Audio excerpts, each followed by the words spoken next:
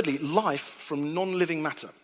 And this illustration often used is the one of the monkeys at the typewriter. Okay, so we have a monkey sitting at a typewriter, and the claim here is basically if you leave chance and time long enough, you will get life. Don't worry about it. Yes, it's strange. Yes, it's wonderful, but leave enough matter, 600 million years on Earth, and you will have life. So the monkey's sitting at the typewriter, and the chances are eventually he produces the complete works of Shakespeare. So what's the problem?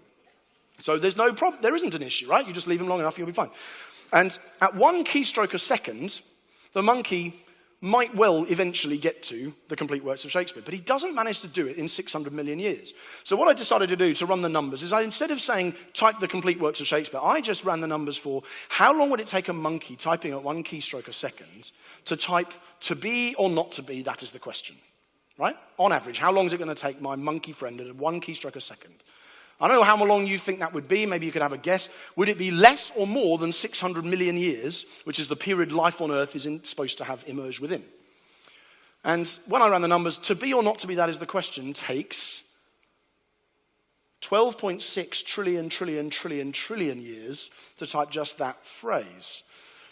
And a DNA string, which you have to have for like the life we have now, doesn't emerge is not like a sentence's worth of information. A DNA string has got as much information as the Encyclopedia Britannica. Right? So if we're saying that emerged, something of that complexity emerged by chance, undirected, within 600 million years, again, it's mathematically possible, but it's so incredibly unlikely that it would have, that it tilts me in favor of the Christian story in which God creating life is simply a question of saying, let there be, and there was.